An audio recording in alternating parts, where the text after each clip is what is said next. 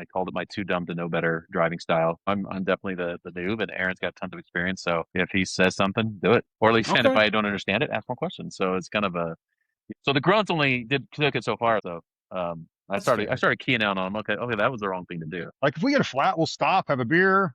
It'll fill the Yeah, tire up. It'll take us a bit, and we'll fill it up. wasn't even thinking of like challenges or anything like that. We're just like, oh, we got it No, covered. Hope for the we best, did not like kind of realize thing. that list was super important. That he's Yeah, yeah. Pay attention to that list. Probably has something to do with something you're gonna do. It's almost like he emphasized those things for a reason. Yeah, yeah, maybe. weird. Hey, this is Aaron Wedeking with PRP Seats, and you are listening to The Trailhead. Hey, this is Jason number 2 with number 2 Marketing, and you're listening to the Trailhead.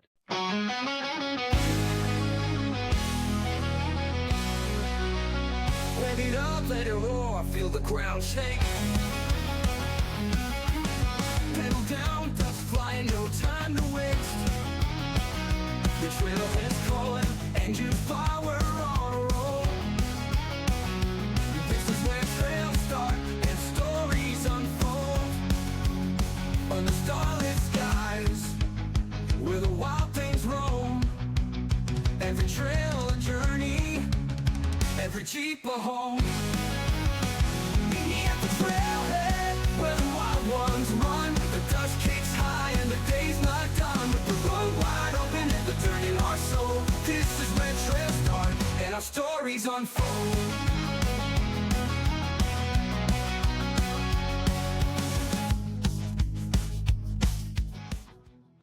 Welcome back to the Trailhead. Today, we're spotlighting team number 2 as part of Trail Hero X, a duo that blends deep marketing experience, brand building, and a kind of trail-tested passion that runs deeper than most people realize. Jason DeArmond came up through PRP, helping build the brand into one of the most respected names in off-road seating. He's now working to elevate other companies in that space, and he made the jump from vendor to competitor when Trail Hero Expeditions launched. Aaron Wedeking, the founder of PRP Seats, has spent over 25 years immersed in the off-road world, from the early days in a 2-car garage to pioneering safety and comfort in the race and recreation space. Together, they brought business brains, mechanical sense, and a lot of laughs to the course. I'll admit to that one. That was you guys were a riot the whole time. How you guys doing? Welcome to the show. Thanks for having us.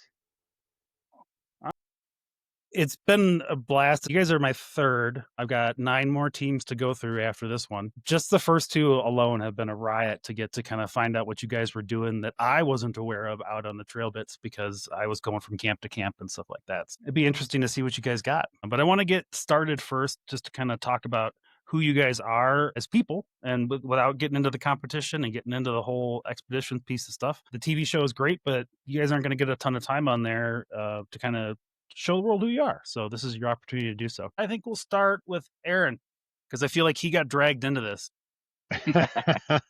you can't force me into an off-road situation I'm not gonna like. So Wow. enough. Okay. That's a really weird statement to unravel a little bit.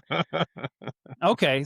All right. Well, so let's talk about you for a minute, man. You obviously you founded PRP Seats. Everybody knows who PRP is. Like you guys are the seat to get if you have an off-road vehicle.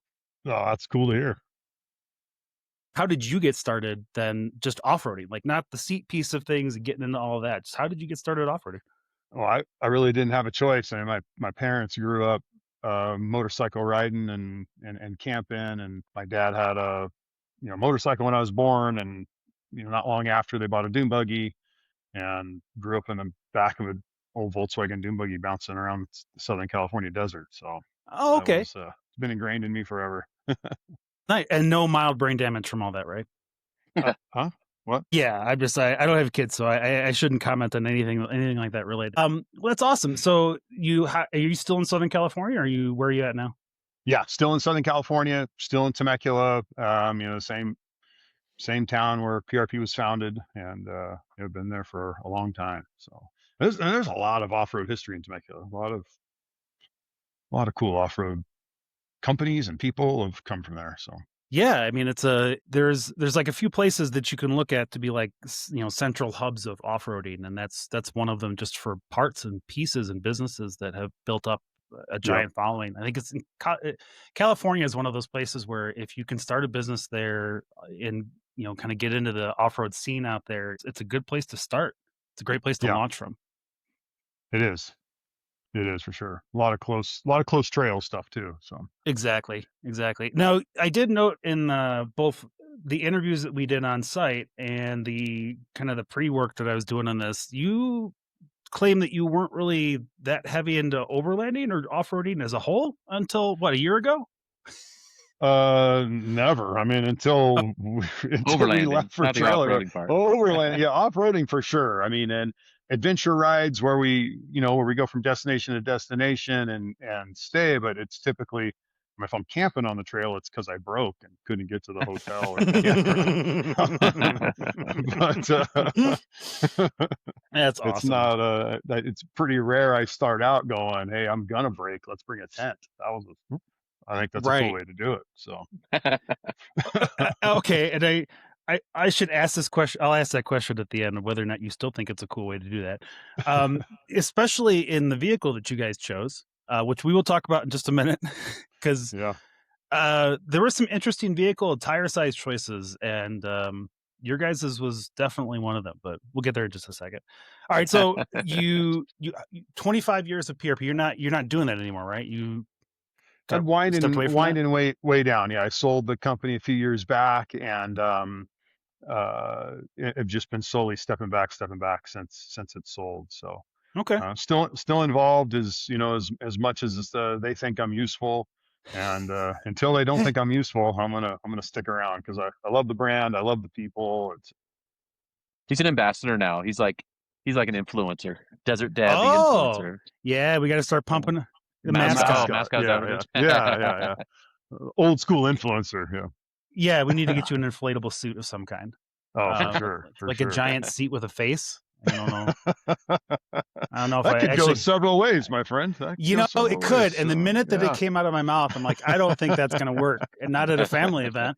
No, it's not. Oh boy! All right. I think we've made T-shirts over the years that represented that.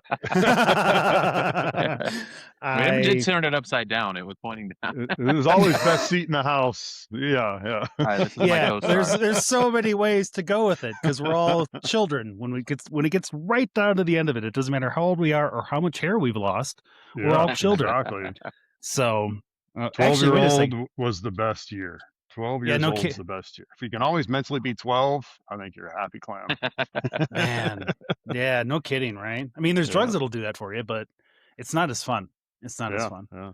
But I do appreciate the amount of hair in this episode. This is really it's making me feel real at home. Yeah, I feel like take that hat off, JD. Out of solidarity. Out of solidarity. There you go. I know it's probably part of your brand, but no, it's really more. You know what? Yeah.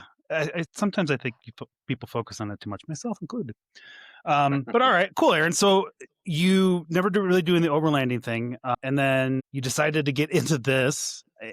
How? Well, actually, let me take a step back here. Jason, let's talk about you for a second. All right. How did you get into off-roading? Through Aaron. I started working at PRP back in 2013, and one of the first things we did, I started there started actually like full time. I think it was in August, and then within a couple months we did this trip that was like a customer appreciation trip out to Klamath North Hot Springs.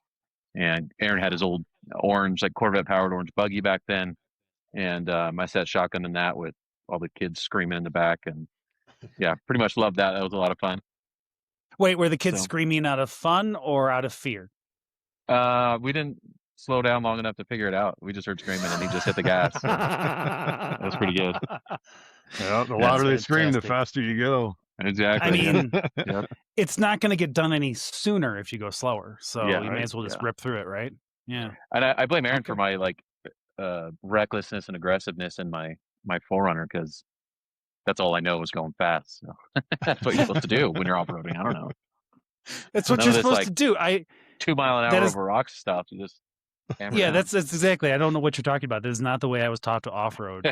So while I appreciate the guys who were pre-running at 100 miles to the desert on this trip, that's just not my thing. And I would always fear that I would break something. But all right. And then where did you start at, and where are you at now in terms of like physical location? I'm in Denver, southern side of 470 in the Denver area, and I was started back in. I moved up to Temecula in 2008, and in 2009 I joined a networking group, and that's actually Aaron. I don't know if he was in it already or not, but that's where we met. And I was doing graphic design. He was an accountant, and that was right when he bought PRP back the second time. Oh. Was it the second? Yeah. And he needed some graphic design help and some marketing help, so I started helping him, and then eventually went in house and worked with him there. And that's where I got introduced to off road and stuff. Nice. Okay, so Yeah. and then how long were you out in California before you got here? Oh, my whole life. Yeah, I was born in Fountain Valley, lived in Huntington Beach. Oceanside is really my hometown, and then lived in Temecula from '08 to 24. So, Okay, so you're fresh to Denver then. oh yeah, yep, October. We moved out here in October, so by the time this airs, it'll be about a year. Exactly. He was a surfer kid till he lost his hair. Then he had to give it up. Yeah. I think that's a requirement. Yeah. I couldn't As do soon the as you flip as or soon as you're anything. unable to flip your hair, Yeah. Fabio style, it's all over. Yeah, beach is Aaron- done. Yep. Aaron's talking about the North Shore. I'm like, man, I went there once. That's pretty much when I actually used to bodyboard, and I went to the North Shore once, and then it wasn't even a good season. But it was for me, it was big because California's not typically very big waves or anything. And I went back. This was like 2002 maybe, Mhm. and just stopped because nothing was as good as Hawaii. So I also got married and then had kids, but that had nothing to do with it.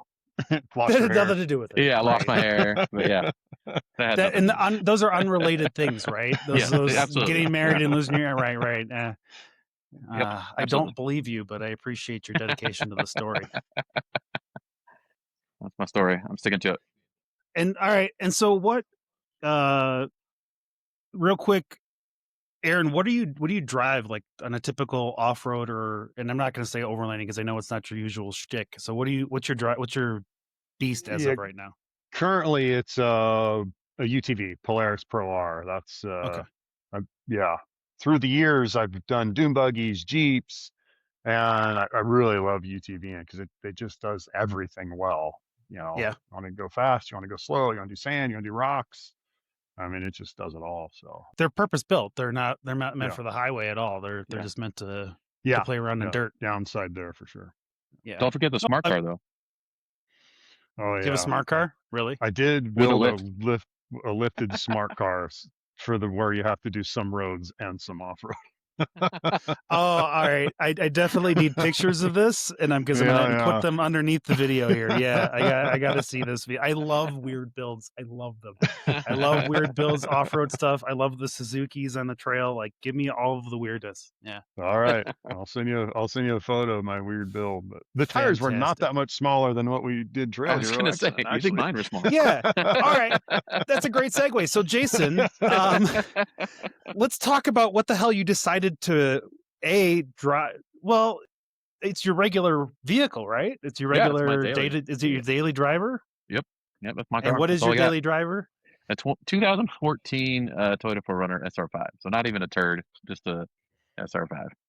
And just for the people who are trying to put this into perspective, what size tire are you running? Well, now or during the trip? Okay. Because during the trip, Well, actually, no, it's like 31 and 32. Everybody kept telling me. I'm like, okay, sure. okay. And what are you running now? They got pretty chewed up on the trail, so I got 35s now. So I got 280, 285, 17.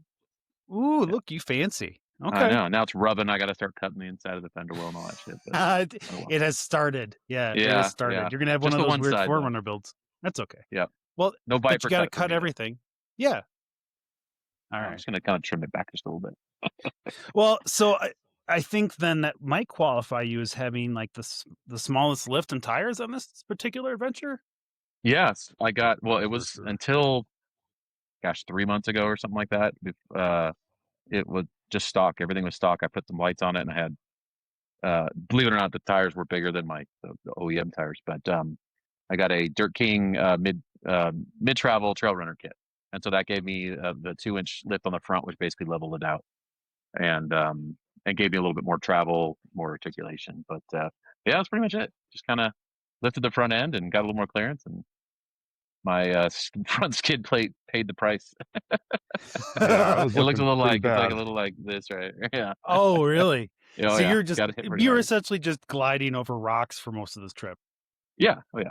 Yeah. Okay. I don't. Nice. I don't think I hit. Go ahead, Aaron. Go. Glide. It wasn't, gliding wasn't the right word choice. Aaron, did you have to get an MRI when you got home from the amount of impacts that you had received, or? Yeah. There's Okay. definitely more sand in there than there was originally. There's more sand in northern Arizona than there was before because we converted some rocks into that. Okay, that'll track then. When I go back to run this course that I didn't get to run myself, I'll just look for all the scratches. Be like, oh, that's where Aaron Yeah. was. Yeah, That's where Aaron and Jason that's where were. it Yeah, that's fantastic. All right. Well, and so what inspired you guys? Look, and I'm guessing, like I said earlier, I feel like in our conversations it came up that Aaron, you got roped into this by Jason. Is that a fair assessment? Yeah, he called and said, "Hey, I'm gonna do a Trail Hero X. Do you want to go?" What the heck is Trail Hero X? I heard of Trail Hero. I guess, well, we're gonna drive around and camp in the middle of nowhere and off road for 4 or 5 days. Sold. Hang out with a bunch of cool people and off road. I'm in. So I'm constantly stunned by everybody's willingness to just go out in the desert with a bunch of strangers. And I know it's the community that we're in, but still, like after meeting all of you, we're a weird group of people. Like it's just as a whole. Yeah. Like when you put us all together as a whole, it's a really interesting cross section of of everything. Yeah, there's definitely the different dynamic, and I'll on that note, I'll say too, like going into it as such a newbie, and being new to just doing my own thing, the Pour Runner was pretty stock and just didn't do a lot of off-roading with it. I've been around events, show, all these other things with PRP, and kind of expected a certain type of person on the show, just a certain cross section, as you say, of the overlanders and the off-roaders and stuff. And I thought it was pretty diverse, as far as, there was a lot of Jeeps, but as far as the individuals, it was a different kind of group of people than I expected. It wasn't negative or positive as far as the expectation. It was just, okay, this is who's going to be there. And it wasn't quite that. It was interesting. Yeah, and I think the vehicle thing is really more of it's just a statistic thing. Yeah, when oh, you yeah, start sure. looking at it, like it's just how many Jeeps are out there versus weird mudding Suburbans, and there's only like a few mudder Suburbans out there, and mudder Suburbans that are willing to take that thing out into the desert, thinking that it'll do just fine. So yeah, where were they from? That was you're talking about the larger than life, right? I feel like Missouri or Arkansas. I got to look at their paperwork. Yeah, they're somewhere out east. Yeah, it has to be out there where all the mud is fun. Yeah. Yeah, and I'll have to video dub this over with the correct location when I get to editing it. Somewhere out in Arkansas. Yeah, exactly. Amongst other peoples. That's why I put the microphone here, so that way you can't tell. Yeah, you can hide behind it. Yep. Mm-hmm. All right. So Jason, you call Aaron. You're like, so let's go do this thing in the desert with a bunch of random strangers. By the way, we're gonna take my 4Runner. Aaron, what was your response to that? Sure. Wow. Figure it out. Adventurous. Yeah, okay. We'll I really like. Again, there's enough experience in this team for me to nobody just said, hey, I don't know if that's gonna be enough clearance, or I don't know if it could be enough tire. But okay. I give you guys credit. Too, when I first did the interview stuff with Rich and everything, he's like, so it'd be like a 4-rated trail. I'm like, yeah, no problem. Yeah. You're gonna probably get some pitch. I'm like, yeah, no problem. Yeah, everything's cool. I'm like, I'll fucking figure it out. I don't know. Now, well, in that interview, had you known Rich before? And had you had conversations about trail readings with him? No, not really. I've known Rich just through Trail Hero and meeting him randomly there, but not really. Yeah. Okay, yeah. Once you have a conversation with him about his trail ratings and how all that stuff works, man, I love him to death, but I don't think I'd ever trust his official rating because he's on. He's too high, too low, too low. Well, it depends on what it is. I think for overlanding trails, I think that some of it might have been a little bit low because he's used to the bigger rocks. I think some folks got into those situations that are just like, this is rougher than I expected it to be. Because I want to talk to you guys about Kiln Canyon when we get there, because I'm surprised that you made it through. Did you guys made it through Kiln Canyon, right? Which one was that? Was the last big trail, like the last hard bit of trail that you guys went through? Oh, well, at the bottom of Honeymoon? Yeah. Yeah. That was pretty legit. Yeah. Was that well, that's 5. That was the last day. It would have been the last day. It was the last day coming back into To- The come back towards Mesquite. the hotel. Oh. No, that was Navigator Day, so I'll blame that on Aaron. That we Yeah. we saw it. Okay. Yeah. Yeah. You saw the trail. Yeah, Okay. we saw like the We did. mountain in like the haze, which You're was on the better other side off. of Casablanca. Nope. But You were better off doing that way, because Limekiln Canyon's a 5 out of 10 on a 10 scale. Yeah. And let me put it this way. It's one of those things where when I talked to Keenan and he had his 33s, I'm just like, how did you do on that last bit? And he's just like, it was real slow going. It took him forever because he had 33s and he was running through there with all that top heavy equipment. And Yeah. I was like, my immediate thought next was, good Lord, how did Jason and him get through there? Like, I don't understand. And the answer is you didn't. So that's awesome. I had done that trail about 2 weeks before in my UTV. And so when I kind of figured out the map of where we were going and all of the clunks and rattles going on in the Forerunner, I thought, you know what? There's a highway that has a beautiful view down, Very, as I down put it in Virgin the River interviews, Gorge. it's very hard packed, black rock, very smooth. Yeah. Hard packed black rock. Yeah. I like that. Very smooth. Oh, that's beautiful. I'm Yeah, so surprised I didn't we pass took- you guys. Yeah. Yeah, we took Trail 15 all the way, all the way to Trail Mesquite. 15. Arrow 15. Yeah. Hey, you know what? At that point, I think all of us were more interested in a shower and food than anything else on that last leg home. So, well, congratulations, because I legitimately wondered and worried about you guys. I mean, I was down for it, but so the Ah. 5 was the short way, but the long way. I mean, it was going to take longer. But then the Yes. map dipped way down, and you could go around. Are both of those you think pretty much 5s, or? Yeah, I'm not entirely sure about the bypass piece, because I didn't hear Yeah. about the bypass piece until the last day. Okay. And I should have looked it up when I got home, but I didn't. But I imagine it was still probably a 3 or 4. Yeah, based yeah, on we what definitely people were doing telling the us. the 5. We knew that, but it was kind of a Yeah. call of whether or not we wanted to even do the bypass by the last day. There was a lot of Yeah. rattles. There were some new sounds coming from the Forerunner. So Yeah. So, Um, did anything else? Did you lose anything else other than tires in this situation?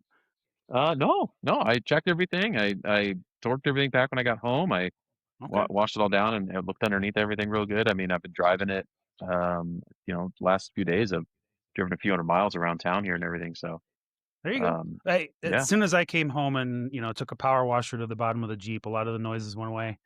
Yeah. And then my engine codes are clearing, so we're good. Everything Well, else has been fine as well. Yeah, right. They're all going. I should even say that. Yeah, I drove all the way home. It was like 12-hour drive home, and then drove. I should not a couple of miles, but a couple hours around town here. So, but Okay. yeah, drove all the way home. It's definitely got a little bit of a wobble now that I got to fix. But There's definitely some steering adjustments that need to be Yeah. made now. Is that what you're saying? I got you. Yep, Okay. yep. All right. You were mainly the driver or the navigator in this one? Me? I was Yeah. navigator. Yeah. You're he's navigator, Aaron? Yep. All right. Yeah. And how familiar did you go into this with like any map knowledge, or are you just kind of, yeah, I'll do it. I'll just get us from point A to point B. I know Google.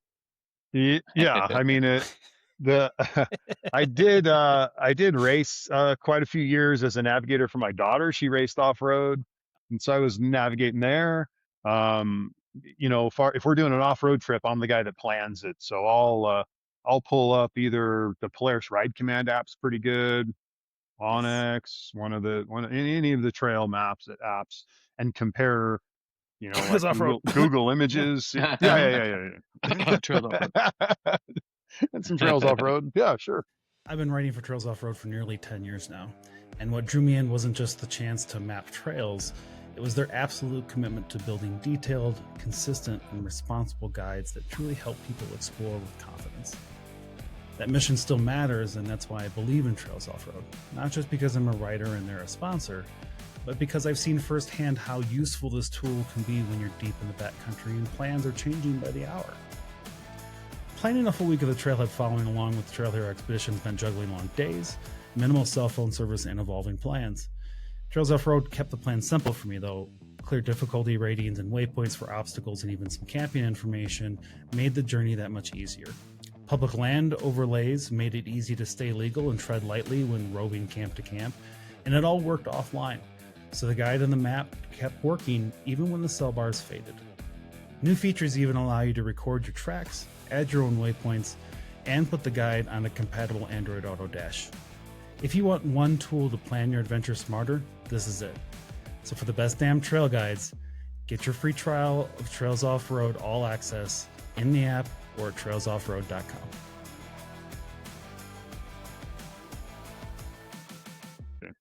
Trails Off-Road. And some trails off road. Yeah, sure. I'll tear them all up and then figure out where to go, how to get there, what would be interesting to see if I can find any trail, reviews or anything. And so I'm definitely pretty involved in that. And then on top of it, when I found out the timing of this, I had a couple of open weeks. So the 2.5 weeks before this started, I spent off-roading all over the Arizona Strip and Utah. And so Scoping it out, trying to get some details and information. Yeah, just to kind of get the lay of the land and hang out with big some friends. Cheater. Yeah, Yeah. pretty much. Yeah. How many times have you been to bartend that last couple of weeks? You said. It was like starting at the beginning of April. I have been there 4 times. By the time we drove by, it was the 4th time since the beginning of April. So yeah, I've been there a bunch. Very Good familiar. Lord. Yeah. You're not flying into that little airport there? You're driving in? Yeah, no, all off-roading in. Yeah. Okay. I was real surprised to find out that little airport gets like 6 flights a week. Yeah. One of the times I stayed there, a crew they just landed. They came in from Vegas and they had like a crazy schedule. They were going to take them skeet shooting, horseback riding, ATV riding. And then the next day they flew them down into the canyon and they rafted to Lake Mead. So pretty cool history there at that bartend of all the cool stuff they do. So. Yeah, I need to dig into that more because it's like a 10,000 acre park, like essentially a private park. 250,000 acres they have. Oh, I mean in total, but that counts their BLM lease. I'm not sure how much is just their private. There's a big chunk of private. Yeah, I think it's the 10,000 is the private, but that's why they call it bartend. But I think the rest of that, it's a massive area that they use. Yeah, yeah, it is. And as we all know now, it's an absolutely beautiful area. Like I had never been down there before, and that's awesome. I've been saying it on every show. I will say it on every show. Waking up in Whitmore Canyon and opening the door to my camper and just being like, "Good Lord!" Like it was just I couldn't. Yeah, I couldn't. I don't think the cattle appreciate it as much as we did. They're taking it for granted for sure. That's fair. That's 100% fair. So let's see here. So then the navigation piece, you purposely avoided that last bit. Then it wasn't like by accident. You didn't take a wrong turn. No, we got to that dirt road, and it was like right take you to the 9, was it or whatever, and then left went to the, on the course, and we hung a quick right. Nice. And like, well, this gets us back to Casablanca and in the pool in like half an hour. This or an hour or whatever it was. Yeah. The pool and dinner were our priorities the last day. There you go. And you had a winch you have a winch on the front, right? Oh, no winch. No traction board. Rolling without a winch. How did you pass tech? Didn't you have to have a winch? No, you just had to have like recovery straps, and Aaron brought a couple. So. Okay. We were good. All right. That's impressive. We passed tech when he's like, "You got spare parts?" I was like, "Yeah, sure, we got spare parts." I mean, I don't know where you'd put a winch on the front of a 4Runner, but I'd like to see it. You get a bumper. They have bumpers, like low pro ones. Okay. So in other words, by the time this show airs, you'll probably have added one. I don't know. We'll see. Okay. All right. Well, here's the thing: is if we go wheeling because we're closer to each other. Yeah. At some point, if I have to winch you up, we're gonna have a conversation about you getting a winch. We'll see, but you have a winch. Look at this. We got one of these guys. Yeah. All right. I don't know what the problem is. That guy has one. Winches are like boats. It's way better to have your buddies. Yeah, exactly. Yeah, you don't have to buy it. You don't have to maintain it. You don't have to worry about it. No, I don't have to choose between synthetic or steel. Just you got it, man. Jason, I liked you at the start of this episode. I'm not so sure now. I'll bring some soft shackles or something. You can hook up easily. Okay. It'll be all right. Did you guys do intermediate or like beginner, intermediate, expert, or did you kind of float those lines?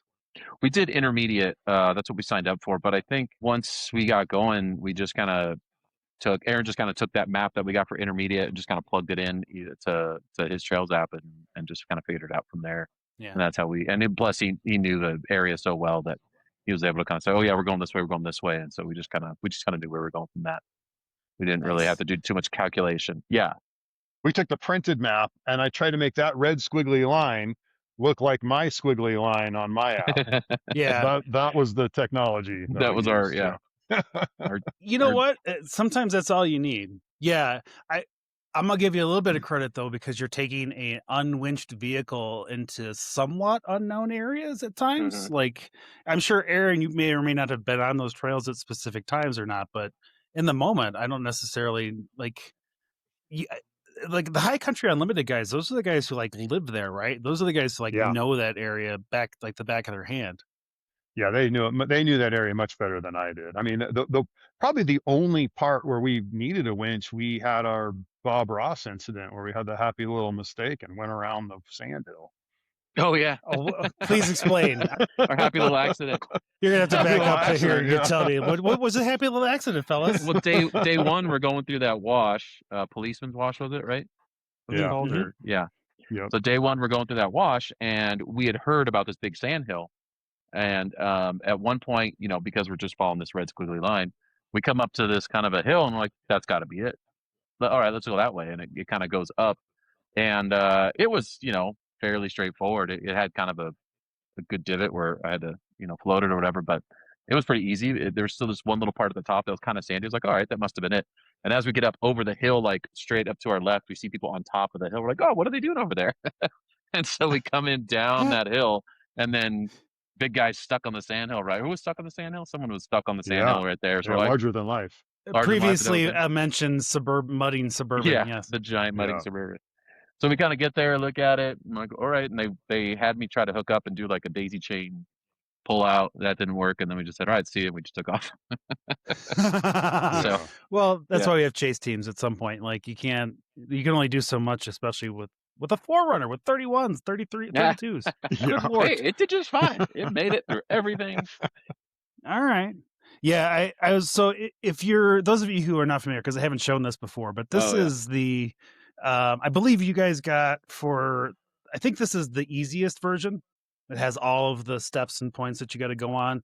And then if you do the middle point, you essentially get the POIs and some of the really important stuff. But yeah, that particular one you're turning on is actually highlighted in a special color. Make sure that you go up a decent speed. Yeah.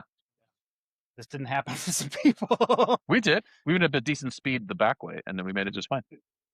Yeah, we did. We took like a ridge top. Oh, that yeah, just kind of yeah. slowly went up, and then we ended up at the very top of this hill and noticed that everybody to our left was struggling to make it up it, and we were already at the top.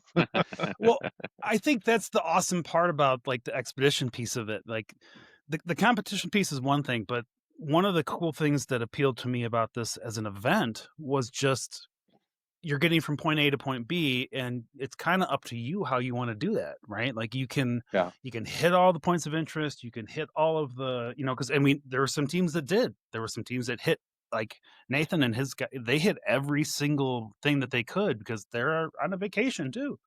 And other folks enjoyed just, you know, tearing ass through the desert and getting there in 3 hours flat.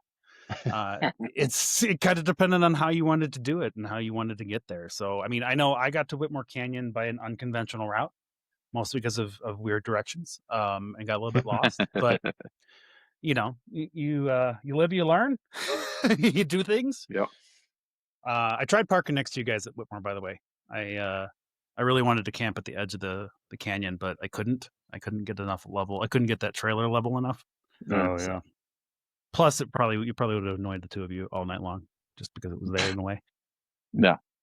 You'd have annoyed somebody else, but it wouldn't have been us. It wouldn't have been us. Fair enough. Okay, I annoyed Adam with Ride Dog, which is fine. He can handle it. He got to put up with me all day anyway. So I'm sure he's fine. yeah, he's a chill guy. Yeah. All right. So you guys get out on the trail. What was did you guys have any like weird moments that you didn't catch on film or anything that were out in the middle of nowhere? We had Walter White's RV, but we got that on camera pretty well. That was kind of weird and fun. We dug that. I heard a lot about that at the first. Was it the first or second camp? I heard like this was multiple people that just apparently had a really good time going through that. It was the first day. All right. Yeah. Well, and the funny thing is I ended up actually bringing those things home, Aaron. Like I had You the did? jar, yeah, not on purpose, but there was 2 cans of tuna and then like a plastic jar of like dried onions or whatever. And pulling the stuff out of there, it looked like it was pretty new, but it all expired like 2 years ago. So we were having some Well, fun with that on camera. it's the desert. Yeah, nothing Yeah. ages in the desert. I should move there if I'm being honest. Yeah. There was well, a it was burrito in the freezer, but it was melded to the freezer, so I couldn't get that out. oh, good Lord. I'm really disturbed that you took the tuna. Like that bothers me a little bit. Like It why? was sealed. It was sealed. It We was could have gotten so- really hungry. We're overlanding. you you never know what's going to You happen. never know. You gotta take everything you can get and make sure you plan for the Yeah. future. Yeah, I feel like we all did that and we all planned like that and then forgot that we were going to be stopping at a gas station every other day. We didn't. No, we did the Yeah. first day off the line. We went straight to Walmart and did shopping. Yeah, that's right. You Bought guys did, burgers and didn't buns you? and stuff, So, yeah. so And a couple memory the cards. first day camera. you leave, you literally, hey, everybody cheers Flag you off drops. the line. Yep. Flag drops. We all cheer you going, and then you guys just whirl over to Walmart, and then Yeah. what? You spend an hour there. Yeah, we weren't there that long. We were concerned about getting Okay. to camp in time because they said it was gonna be like an 8-hour day or something. But yeah, Aaron went for food. I went for memory cards for the GoPros, and we reconnoitered back at the front. But yeah, that was our first stop. Nice. That ended up being the only day we had to cook on trail too. The rest Yeah. of it we were able to gas station the rest Yep. of the trip. Nice. Maverick has good food. They Yeah. do. I ate a lot of Maverick on this trip. I'll admit. I ate enough Maverick that I got a free burrito. Nice. But if you eat enough Maverick, you know that burrito is never free.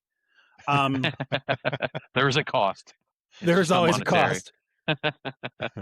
But it was better than cooking some of those times, because especially Yeah. at lunch, like I just wanted to get gas and go and grab something to eat. And I think it turned out to be, and I'd love to hear what you guys think about this. Did you guys feel like it was the adventure piece of it, right? The going from camp A to camp B. Did you guys feel like you had enough time to get from point A to point B and then kind of do all those things you wanted to do in between? Yeah, I don't. That is one thing that we sort of talked about coming out of it was like it would have been cooler to be able to hang out at camp and even just for the show purposes. I was thinking TV, right? I'm a big Survivor and Amazing Race fan and all that stuff. And yeah, I was thinking maybe the days were a little long. I think we still had plenty of time. We got there, we were able to set up camp, able to hang out, have a couple drinks, stuff like that. So that wasn't a problem. Yeah. But yeah, I was thinking for I'm sure that it'll play fine in the show, but in reality, it was like, oh, it'd been nice to get there earlier, get some stuff with everybody hanging out at camp and stuff like that. But hey, I thought it all went well. Just wanted, I wanted more of what we were getting. That's all. We were having a good time, and it's like, I switched it with the last longer. So I thought it all went well, but yeah, definitely some ways they can make it a little bit better. Yeah, I think you're not the only one, and don't feel like you're, like criticizing, the show or anything like that. I think everybody kind of had that thing where I wanted, as a podcast host, right? Like I wanted more time to talk with you guys and spend that time at camp, kind of having those conversations and capturing video footage of Aaron's feet, doing some sort of a weird halo What was thing. that? What was that, man? What, summoning some sort of demons out of it? I don't know what was going on there. The card, But- I never noticed, but Yeah, like that was the most fun night at camp that I had, because everybody got there early-ish. We were all there Yeah. by dusk, and then Yep. we had a good campfire, and then I'm sure it had nothing to do with the mojitos I was drinking, but it was still the most, like, I had so much fun that night just talking with everybody. So Yeah. I want more of that, I think, next year, and I think they'll probably get more of that. So oh yeah, I'm sure they'll always take feedback. They seem pretty open to it, so it's cool. okay, did you guys how was your guys' relationship on the trail? Did you guys at any point were Aaron, and I'm going to ask you, Aaron, at any Yeah. point did you just look at Jason and be like, dude, gas pedal, like let go, like let off, like I can't handle the shaking anymore, I don't have fillings? No.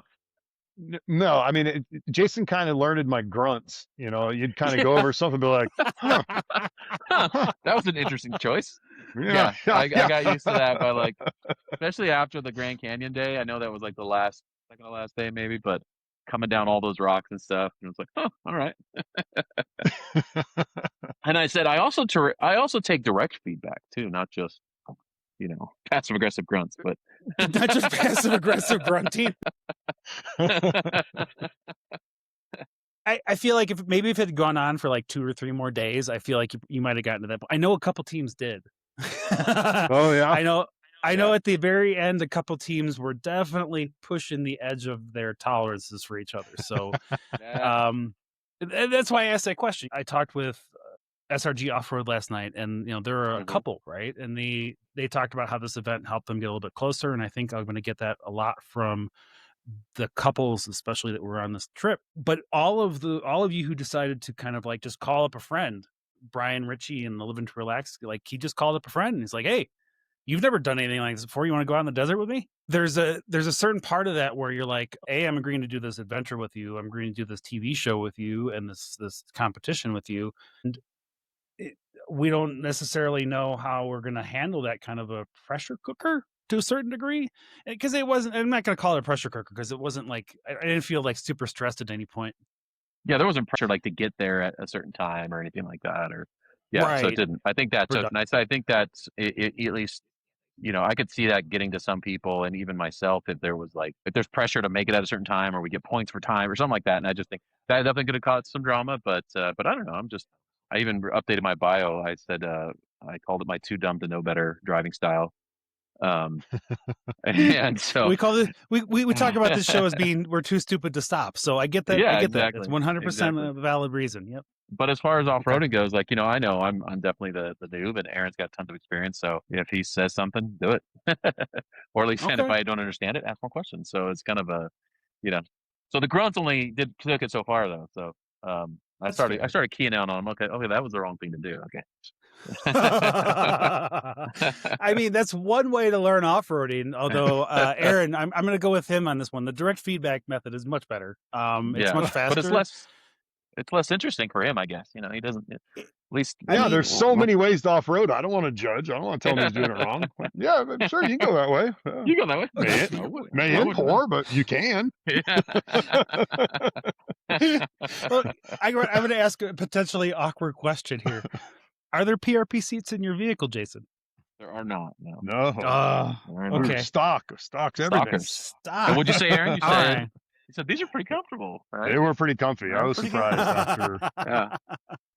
I was more asking for if you were to potentially do something stupid and end up on your top, like if you had a restraint system that you knew well, if you will. Oh, no, I don't think I was being that crazy or dumb. It was more the line selection getting through rocks that probably would have damaged my tires or something like that. So it wasn't, Aaron, was he being that crazy or dumb? No. Okay. No, we weren't. No, it was just my grunts were normally like tire placement. Like, oh, you're gonna or you're gonna choose here's this super well beaten down path, and there's Jason over here. Really, we're gonna go that way. Yeah. All right. Yeah. You make choices today. Yeah, exactly. Yeah. One other person has done that before. Sure, let's try it. Hey, I'm number 2. There you go. Thank you. I'm number 2, and there we go. We got it. Oh my God. That's my lot. I just strive to be number 2.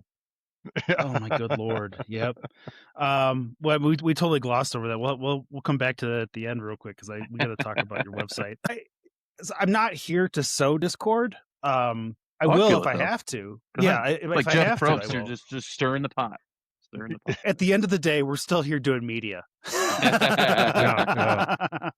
And controversy sells. But no, I honestly think that's the feedback I got from most of the teams, is that most everybody kind of made it through either in a better relationship place in their personal, or they were still friends with the people that they decided to come out into the desert with. So, and I think that's good. I think it's a testament to overlanding as a hobby in general. And then this whole thing is just an event. Like it's just, I think if you got through this as a pair of people and you don't hate each other now, that's impressive. Like we did a lot in 6 days, 5 days. Yeah. At the end, wouldn't take his hand off my leg. Like it was that close. I got the idea later. He was trying to get me to probably stop, but I just thought we were getting really close out on the trail. I thought we were just really bonding, Was his hand moving further up and further up as you guys went along the trail?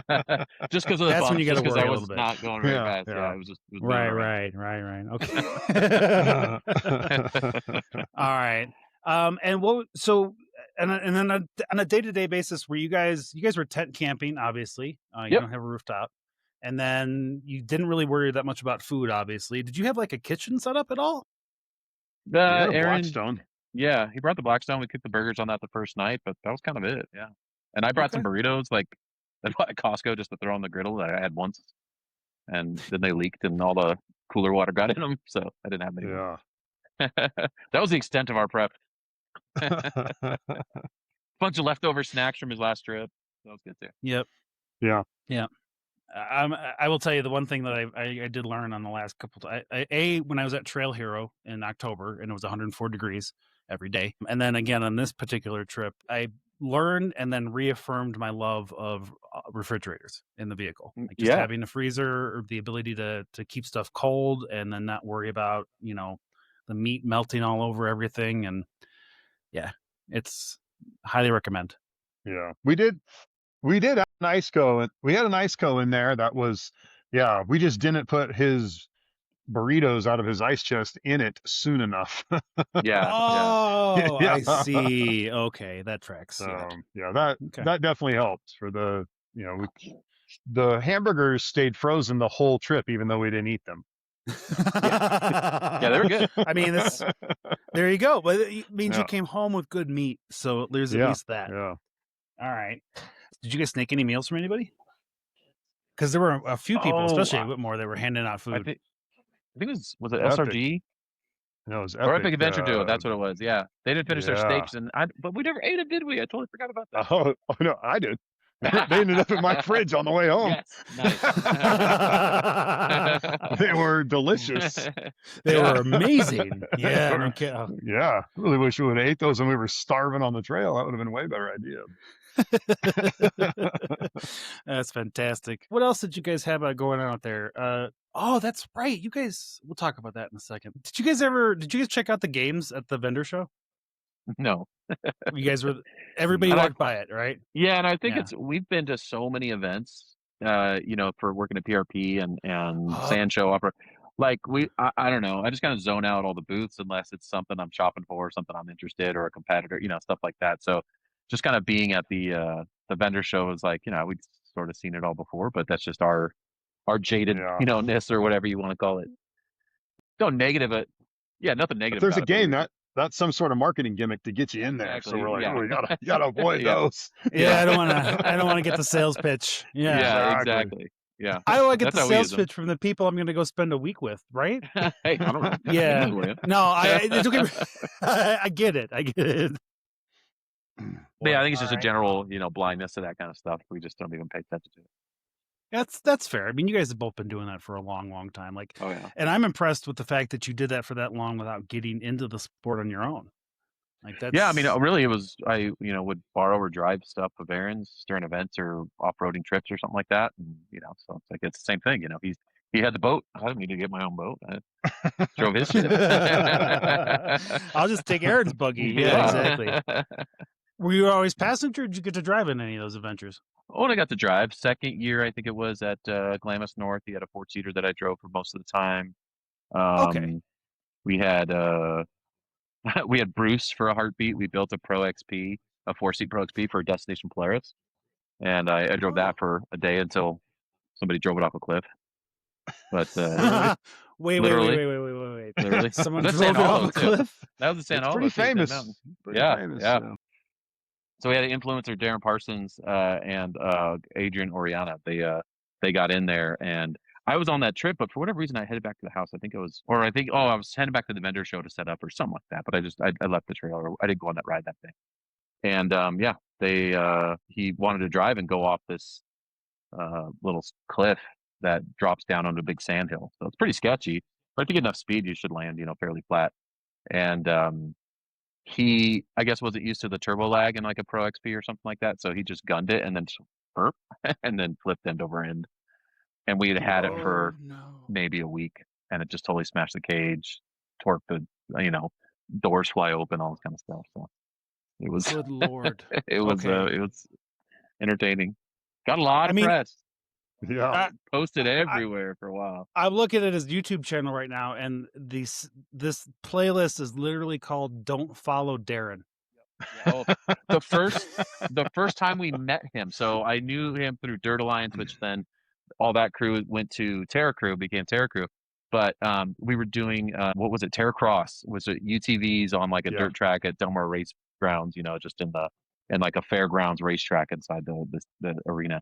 And yeah, the first time we met him, he gets in the car, our PRP car, branded PRP car, like a spec race, and he goes over the first jump and goes end over end in the UTV in the first jump. And I that mean- wasn't the first. That wasn't the only. It was the 2 times he flipped our car end over end was not the first time or the second 2 times. that Oh, we'd that was seen like him. Well, Yeah. and I want to criticize you for then, coming back to the table with him and be like, yeah, you flipped one of our vehicles, but let's go ahead and give you another one. But I also recognize that the amount of press that gives you when someone does something stupid like that. I mean, nice, stupid with air quotes, Darren. If you ever want to come on the show, yeah, I don't want to be Oh like no. hardcore about it, but it feels a little sketch. Feels a little Oh, yeah. sketch. Oh yeah. But hey, Okay. Darren's gonna do Darren things, so you kind of what you're getting into. Yeah. All right. Well, we're gonna have to find. I'll have to find that video and put it in here because that's Yeah, just oh, yeah. amazing, I fantastic. know it's All got to be on PRP's Instagram and a bunch of other people's. It got around for a while for sure. That's awesome. Let's talk a little bit about the competition piece of things because that's I don't want to say it's controversial. I think people have feelings about it, good, bad, and indifferent. And then I think all of them are valid because I know we had a lot of discussions about what was going to happen ahead of time. And not all of that happened at the end of the day. But let's start with the good stuff here. Like, did you guys, out of all the competitions, was there something you guys felt like you shined in? I thought the blindfolded thing we did pretty good with. I'm kind of blanking on the rest. I know there was the first like games, like the cornhole, the yard games thing.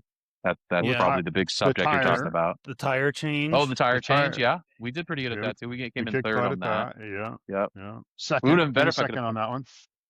Nice. We The came in. thing, We came yeah. in second on the tire change one. But yeah. Oh, did we? Okay. And then we got like Yeah. third on the blindfolded race thing, right? I Yeah. think that's what I heard. Yep. So yeah, Where'd those are cool. No, I thought that was all Where'd you legit. guys end up in the pack? Do you know? I don't know because it was like they said Okay. top 4 because Fran, they called her because Hmm. she was solo and she got 4th, didn't she, or something like that? Yeah. I don't know how much farther down than that we were. Yeah, we didn't Because really we get got a. We got a DQ in there on like the big set of games that we were super excited to play. Yeah, that's kind of a right. bummer, but we ended up breaking the game at the beginning and missing out on that one. But Yeah. Yeah, it was still cool. Jennifer feels really bad about that. Oh, I'm sure she just does. so you know, That she sucks. feels absolutely terrible about it. I think she's still mildly obsessing about it now. We talked about that last night.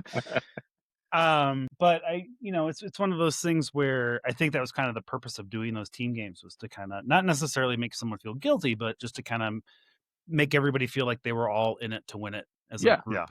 Yeah. So Yeah, and I even mentioned like to Rich, I was like, oh, it should have been more like we got delayed, like we couldn't progress until the last team win, or we got a 2-minute penalty or something, right? Because apparently the whole thing took like 20-something minutes, which was way longer than it felt. But so that and even just for the TV drama, it would have been cool to because it's like, oh, we got we messed up the first one, we got way behind, and then we came back and gave them a run for their money or what, like it just would have been good drama. And I was even telling Aaron, I was like, yeah. I was telling Aaron, I think on the way out even of that, it was like, I can imagine if it was my wife and how like mortified she would be. Like she hates being the center of attention already. So if she did something like that and became the center of attention of a bad, so like I totally wasn't mad at her at all. It was just like, I was like all amped up to compete and do something. And then it was like, no, we can't do anything. Like I just wanted to, I'm decent at cornhole. I played ladder ball a bunch. Like I thought, hey, we could get this and have some fun. like that's and it's an easy off-roading game, right? Yeah, Like it's yeah. camp games. Yeah. Yeah. So yeah, I was just all amped up and ready to like compete, and then it was like there's no place for that energy to go. So you're a little off put at that, but yeah, it was all good. Nice. That's all right. And you see, you guys came in second on the tire challenge. Do you think that's because of the vehicle you're driving, or because you had all the stuff where you needed it to be? Aaron had a jack that worked at least on the way up, I think. That he had you could put your impact on, and it was a scissor jack, and it just lifted it up super quick. The only thing that held us back is I even practiced at home of the way with the Forerunner, there's like a hole in the bumper just below the hatch. So you open the hatch and there's a hole there where you stick the bar in, and you lower the spare tire. I practiced at home and like nailed it like 3 times, and I could not get that damn thing I could not find that damn nut. And then Aaron had to get underneath there and getting all in the sand and kind of guiding it, and then I could get it down. So that's the only thing that really held us back. And then the jack did stick or break on the way down, and so instead of trying to get down, I just rolled back or rolled forward and Just got drove off off the of jack. it. I Yeah. just drove off the jack. Yeah. So that's how we even got second. Yeah. Uh-huh. Yep. Oh, that's amazing. Yeah, some follies, but it was good. It was fun. And then did you have an air pump? Go ahead, Aaron. Yeah. So Well, all A, of I'll these, take the blame. No. Chat about your air pump preparation, shall We we? have Yeah. an air pump. I did not have an air pump. so all Blame of on these that tools part. that we brought were just crap I had laying in the back of my razor when it was time to leave. Yeah. He's like, dude, we need a pump. We need a jack. And I'm like, well, I got the impact. I got the jack from my razor. I got this little compressor. Like, if we get a flat, we'll stop, have a beer. It'll fill it Yeah. fire up. It'll take us a bit, and we'll fill it up. Wasn't even thinking of like challenges or anything like that. We're just like, oh, we got No. it covered. Hope for the Yeah, best. we did not like, kind realize of thing. that list was super important that he's Yeah. going to do. Yeah. Yeah. Pay attention to that list. Yeah. Probably has something to do with something we're gonna do. It's almost like he emphasized those things for a reason. Yeah. Yeah. maybe. Weird. Weird. Because here's the thing: that list he gave you guys, he gave to us, all of us doing production on the side. So yeah, you should have had one. But somebody helped you out. Yeah. So, Yeah. Team Danger Zone, we were just like, oh, we don't have a good pump. It's gonna take us 2 hours to finish the competition. And and then Well, sitting there with an air hose blowing into it. Yeah, it was gonna be yeah, rough. exactly. That would have been probably more efficient. And then I can't remember if it was if he offered first or I think he offered first. I'm sorry, I can't remember his name off the Yeah. top of my head. Nathan offered Nate, yeah. first. Yeah, Nate he said, well, offered I got an first. extra pump. Well, we got what is it called? Morphlate. Morphlate. Yeah, we got this Morphlate, Morphlate, yeah. and he had an extra one. He's like, you guys can totally use that. And then his wife started getting some anxiety about having to be the one to do it. And so, Aaron, go ahead. I mean, you kind of stepped up and Yeah. So then we started asking Rich, hey, can co-drivers help co-drivers? He said, yeah, sure. If you want to help, I mean, some other team, go right ahead. It's going to slow you down. I said, well, you cannot get slower than my original pump. So yeah, we were already gonna be like the dead last one. we were already dead last. So Anything was better. it's like, yeah. Yep.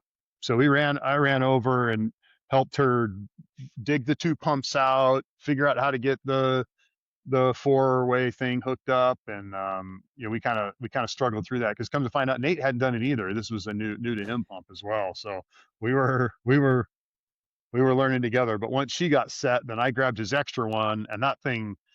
I mean, thank God we only had 31s because it took they filled up fast. Yeah.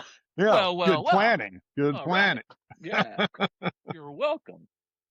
You're welcome. You're welcome, he says. I was completely unprepared. You're welcome. You're welcome.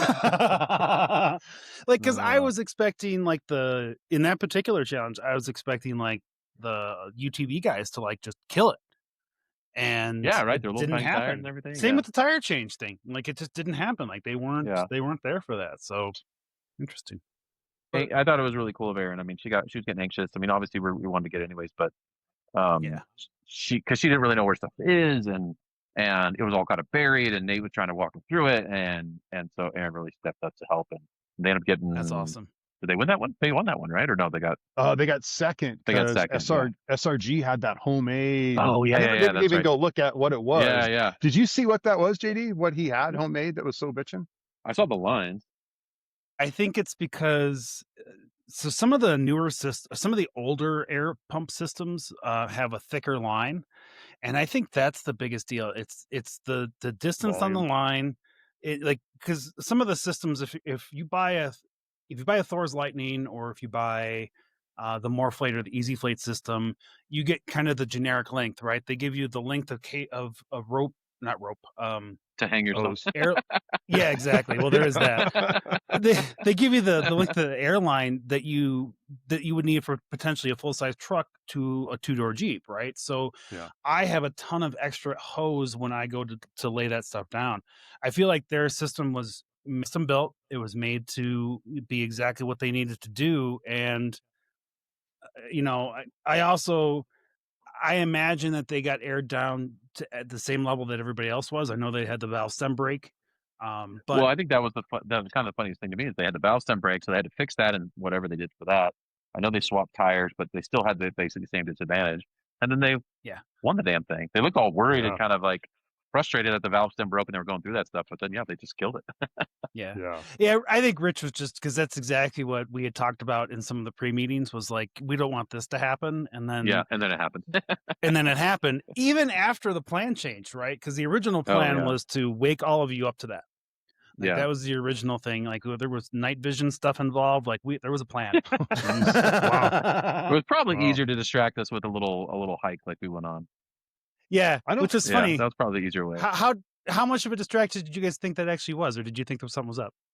We definitely knew something was up. I thought they were taking us to like a challenge, and then someone said, I think someone said, "Oh, this is kind of a waste of time." And I was like, "Oh, that's what we're doing. We're wasting time." It just kind of clicked right there. No, that's exactly what we're doing is wasting time. We're wasting time. Yeah, this is Glenn's point in life for the moment is to get us out of here while they do other stuff to it. We didn't know what, obviously, but we assumed something was happening, or they're just setting something up, or setting up those puzzles or something like that. But yeah. So same question from the adventure piece then. Did you guys have any like friction when you were doing the challenge pieces, or did you feel like you guys worked together well on that? Yeah, we've been working together for so long. It was I think we get each other pretty well. So I think it was pretty smooth sailing. I think it was I as much as Aaron knows I can take the lead and be real bullheaded and like straightforward, I know if it's not my expertise, I step back and listen, and I'm kind of able to shut it off when I can and when I'm really in the know. Sometimes I'm too dumb to know, but no, but that's awesome. That's having that kind of self-awareness is can be a game changer. I mean, if you guys ended up in the top 4, then that's the reason why, because if you have that level of communication where you're not gonna fight about the little things, especially when mistakes are made or when people don't bring air pumps. I got one now. Nate gave me that orange one, so he was nice. He was super generous. He gave me his one that we used for the challenge, so now that's in the back of my 4Runner. Dude, I know that guy's awesome. I love the man. Yeah. Side note: you need to tell all of the competitors. He's been a longtime fan of the show, and he's been our most prolific voicemailer. And I think he found out about the show found out about Trail Hero X because of our show and have our conversation with Rich about it. And so I wanted to dispel rumors that I had given him any kind of a heads up as to what was happening. I did not tell him anything. In fact, Rich didn't even know that he was a big part of our show, at least at a peripheral level, until after he'd been booked on the show as a cast member. So, well, honestly, the little I got to know him, I feel like if he did get a heads up, he would have been one to say, "Nah, I heard about it. I'm not going to do it. I'm going to drop out." Like, I totally see him as that kind of guy. Yeah. He's too wholesome on that level. Like that whole family, I left there with a completely different appreciation for him than I started with. So anyway, you're like, "Oh, this clown's here. I'm going to have to deal with him for a whole week." It's like I have no prayer here. Yeah, exactly. This guy calls me all the time and leaves me voicemails. Oh man. I love the man. I actually do. On the way out of town, he drove 1,900 miles to Pittsburgh. Oh my gosh, 2,200 miles to Pittsburgh. Pennsylvania, right? Yeah, and he waited an hour and a half for me in Green River so we could have dinner. Oh wow. Oh wow. Yeah, it's like, dude, if you feel free to continue on if you just want to keep driving. But he's like, nah, I'll stop and wait here. So yeah, there's a great little side note. There's a great little Mexican joint. If you're ever going along I-70, you stop in Green River. There's a place called La Pasita. I'll put the link in the show notes. But it's essentially just an old Shell station that they converted into a Mexican restaurant. But it's got like a 4.8 rating on Google with 100 plus. Like it's got it's amazing food. I don't know. You're telling 2 Southern California boys about amazing Mexican food in Colorado. I have not found. It was Taco Tuesday for the first 4 months we were here trying to find a good Mexican food place, and we just stopped trying. Oh, you're not going to find it in Denver. No. You might in the Springs, but you got to go like Pueblo. Like you gotta weigh it go down. south. You gotta go Yep, down to mhm. Mexico. Yeah. Like there's some really good places down in the southern part of the Springs, but you gotta find them. You gotta, and they're Yeah. niches and they're food It was trucks all mostly. good food. It just wasn't like great Mexican food. It was all. I had no problem with anything, but And Green, honestly, the Green River one's the best I found, and it's not even, that's not Colorado, that's Utah technically. yeah. So Oh yeah. All right. I would say the best food I had in Moab when I went there a couple times was the little Mexican place. It wasn't. Oh. It wasn't Zach's Pizza. Sorry, Zach's, but it wasn't Zach's Pizza. That's okay. And I think Milt's is under new ownership, so I don't think they count anymore either. Oh, okay. Yeah. So I used to love Milt's, but I feel like it's probably changed too much now. Yeah, it was We'll a- see. That was an icon, wasn't it? It was, and Yeah. the Yeah. last time I went, it was just not the same. And meh, like I used to love like the green chili fries. Oh, beautiful. Feel free. I look forward to your calls and letters, everybody. 719 Right. 408 Bring it on. 0132. Yeah. Feel free to Bring tell it me how on. I'm wrong on all of these food things.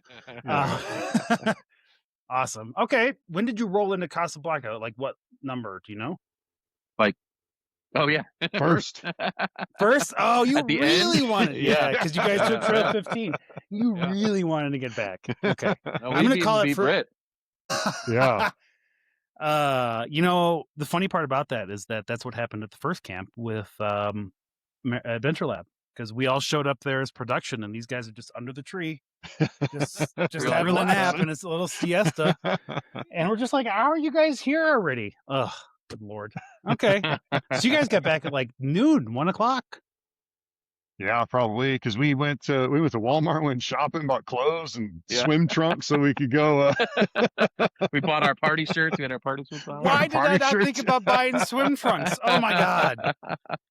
Bro, we were in the pool, I think, before most teams started showing up. No, I guess we had to Yeah. do the interviews and some other bunch of teams showed up, but we Yeah. went and got in the pool right after that. And, I was about to say, you still Sure. managed to get like wet before everybody else, so oh yeah. good on We you. were the only ones. Yeah, Nobody no one showed else up. went in the pool. I was surprised. Yeah. That's usually a thing. Just yeah, I mean, I think everybody else just wanted to take a shower and eat. What is So- a pool? The Yeah. bath. There's a bar down there. Like, what else do you need? What else do you need? They got filters for a reason. Yeah, I think my fear in that situation would be that I would get to it, and then I would like get into the pool, and this orange like pig pen mist would come off of me, Right. and then everybody Yeah. would notice, and yeah, I'd be too self-conscious. They wouldn't know that you were just off roading. They would assume it's something else. And Yeah, they would just assume I'm just a slob that is, for some reason he's orange. I don't understand why. Yeah, he's melting into the pool. Yeah, no, I don't think so. Okay, awesome. Let me ask you this question then, and now I'm going to do this individually. Don't influence each other. Okay. Jason, okay, yeah. would you do this again as a competitor? Oh yeah. Oh yeah. I'm bummed when they said like you got to do referrals. You can't come back. Like you can't do it again next year or something. Whatever they said. So, not that they said that you can't, but basically, yeah. Of course, second season you want different competitors, but yeah, oh yeah, I would do it in a heartbeat. I got 35s now. I mean, all I can do is better. All I can do is improve. I got 35s and I got an air compressor. Like, I can only Well, improve. So I will say this: what if this show, does like? Because look here.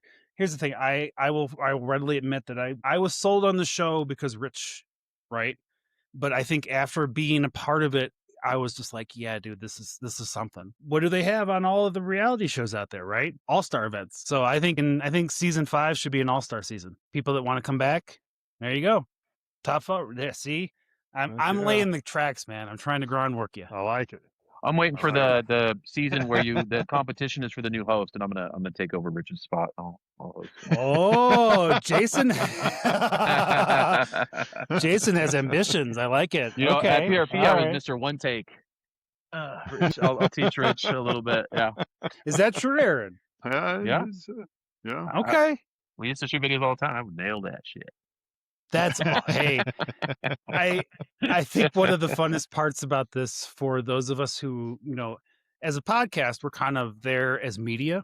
Yeah. And I was shooting a lot of footage, and a lot of the stuff I was shooting was essentially behind the scenes footage. I cannot wait to start cutting together the blooper reels. I know, I know Baker and the rest of them have a lot more from a production standpoint, but just the stuff I have was fantastic. Oh yeah, Like definitely. Rich, Rich, I love you, but you can't remember a script to save your life, especially when He did. 35 people are staring at you in the desert. You know what? I think him and I would be the same in that sense of he did good when he was off the top and just he kind of knew what he was going to say. And just, but when he had to follow the script, it was like you're too obsessed with like, did I say the right thing? And you messed up. And I think Yeah. I have problems with that too. I mean, my advantage at say PRP was I knew the product backwards and forwards, and so I was able to just talk about it and say stuff. So it's easy when you do that. Yes, I get It might be a little easier for him in the second season, right? Like after he's got a handle for it, because I don't know. I know Rich has produced before. I don't know if he's ever hosted a show before, like Yeah, that. I didn't know he had produced. He was talking about Alaska Adventure or whatever that was, and Truck Night in America. I think he and was Truck Night in a America host too. around. Yeah, I didn't realize that. So that's really cool. Yeah, I didn't either. Like, and again, we're back to the place where if anybody else approached me Right. and Yeah. said I'm going to go do a desert show, like I would have been like, absolutely not, absolutely not. Like, there's no way I would do that. It's Rich, and he's done this, so it was interesting. And then I talked with him afterwards, and I think he wanted to do this himself because of his experiences on some of those other shows. Yeah. And he We wanted were to talking kind of briefly control about it. that, yeah. Yeah. Yeah, and just to be able to get your dream out there, kind of thing. I think that's the key, and not get that super Yes. limited with it. Well, and I think he had, other than the fact that he decided to do this, 24 hours after Trail Hero last year, Yeah. oh God, yeah, he didn't tell you Yeah. that? I thought No, I thought he said that during Yeah. he said that during I the talked dinner, about I that. think. Yeah. He decided at the end, he'd been planning it for a long time, but essentially he got to the end of Trail Hero last year and he's just like, yeah, let's do this. And then next thing you know, like we're getting phone calls and we're all talking and in the background, like, okay, well, what can we make this happen in May? Like that's a hell of a turnaround, and it happened. And season 2 is planned already now. So, what about you? What about you, Aaron? His experience with the area and off roading and all that other stuff, and Trail Heroes just getting better and better every year. And so I definitely, the same thing. Finding out about it, I was definitely interested in knowing his mindset about stuff and how he's improved Trail Hero year. Yeah, everything he's doing is Rich wants to make it a success, right? Yeah. And if there's kind of that thing where when you find people like that, and you find people who are Rich is the kind of guy he has the mind for it. He has the ability to put these things together and then kind of keep them going. Like this is going to be year 10 of Trail Hero, and it's bigger than it's ever been. It's a massive event compared to a lot of other off-road events that are out there, and it's an institution. 10 years, it's an institution. Yeah, and I think you can tell some of these off-road events that are like, oh, we can make money doing this versus what Rich is doing. Going, I love this stuff, and yes, and I could do this better. And oh, cool, I can make money out of too. It's not like doesn't at least on the surface seem like his primary motive. He just wants to do these cool events and knows he can do better, and wants to bring people to Sand Hollow and all this kind of stuff. So. Yeah. So I'm sorry. No, I think that shines through because one of the things that has impressed me about him is the debrief, right? Which is where he goes, he's talking with all of you guys after the event, like what worked, what didn't, like what was good, what wasn't. He asked us what's good, what isn't, and he did that after Trail Hero. What happened? What kind of feedback do I need to take into next year? That's why the event location changed. That's why a whole bunch of things changed this year, because he's taking all that feedback in and he's trying to put it back into the event. So it's impressive. He's a gregarious person who manages to, he gets a lot of other people to say yes to really weird shit, really weird stuff. And then we're out here, right? We're all out there in the desert doing stuff together. So good deal. What about you, Aaron? Would you do it again? Oh, absolutely. I'd love it. Yeah. Either as a contestant or just to go help. I dig it. It was awesome. Okay. Yeah. I could see a forerunner as part of a chase team. Yeah, I think you'd be mostly carrying gear at that point, but you could be part of the chase team. Well, Aaron's going to bring his Bronco Raptor, I think, next time. I don't think he's getting back in the forerunner. Oh. It might make it a little smoother ride. Yeah. Yeah. Might go a little better. Okay. All right. Well, good deal. That's awesome. I feel like that's going to be the answer from everybody as I go through this, and kind of like, I would 100% do it again, especially knowing that this next one's probably going to be a little more polished, a little bit easier, and a little bit, you get more time at camp and those things. Because I think that's kind of the feedback from Rudy. Is I think everybody kind of wanted more time at camp and just kind of more time to do the overland thing, right? It's not just about the TV show and the competition piece. It was just, you also wanted to be just hang out with 11 other teams and have a good time with them and meet new people. Yeah, you sort of got there. You had to set up camp. You had to make dinner real quick, and that just sort of I think immediately put you in your own little space. And then there was the fire if you felt like getting your second gear in, going or something like that. And it was all good, but it was like, yeah, I think a little early would be. Question A is though, little Aaron, earlier. would you do trail with me again and let me drive, or would? Oh, Yeah. I love it. I see all of the discord that I sowed earlier comes to bear now. Yes. Yeah, there you go. Of course, only because no one tells an off-road story about how uneventful and easy it was. Exactly. You gotta have the the impossible or the horrible breakdown or the Yep. Would you drive this time? not the Forerunner. I don't be responsible for that, but Okay. I'll break my own Yeah. junk. Yeah. Yeah. Okay. Yeah. That's a great question for both of you then. So you took the Forerunner to this event. Would you want to have a different vehicle for this kind of a thing? See, and that's including seeing what everybody else had, right? Like you saw kind of some of the like really elaborate like gladiator setups that people had. Would you want to go that hardcore with it? No, not really. I think I'd rather build up the Forerunner because again, my first experience and an intro to off-roading was more pre-runner, desert, go fast type of stuff, right? So I kind of feel like that's the way I'd want to go. And I'm not trying to gatekeep anyone else for what they want to do, but I prefer my kind of low pro sort of understated build, and I'll just bring all the gear and throw out my tent and do that kind of stuff. Like I'm not a big rooftop tent. The only thing I'm looking at that I thought was kind of that I might do is one of those awnings that you can then enclose and make the tent on the side of the vehicle. Okay, those are pretty badass. You can put the floor in there and the tent. That's a pretty cool setup, and I'd be up for doing that. Then everything else just kind of throw on the roof.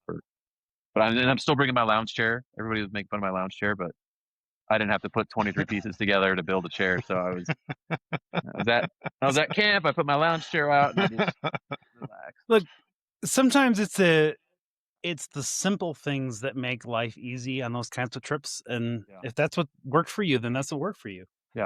Yeah, definitely. I think the suspension's pretty good. I just probably need more height. I'm going to put probably an inch lift on the back with springs and two in the front and bigger tires. And I think I'm pretty good to go. I think you can get a lot of places with I think we talked about this at the wrap party. I think like you can get a lot of places in Colorado with what you have, and maybe a little bit more, like 35s and another inch, dude. That'll get you anywhere you need to go. Yeah, pretty much, unless you want to do Holy Cross.